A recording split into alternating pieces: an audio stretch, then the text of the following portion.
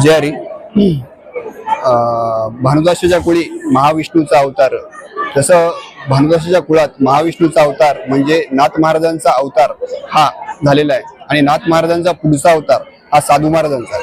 साधू महाराजांची ही वारी जवळपास 300 वर्षापासून कंधारहून पंढरपूरला निघते आणि त्याच वारीचे रूपांतर हरिभक्तपरायण वैकुंठवासी सीताराम महाराज आणि वैकुंठवासी शंकर महाराज कंधारकर यांनी 1956 मध्ये दिंडीची सुरुवात केली आणि ती दिंडी आज जवळपास 69 वर्ष झालं त्या दिंडीची सुरुवात चालू आहे.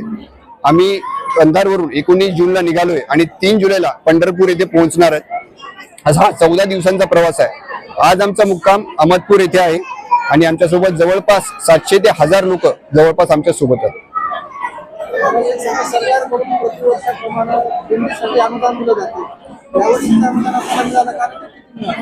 आम्हाला सरकार किंवा प्रशासनाकडे कोणतंही अनुदान भेटलेलं नाही.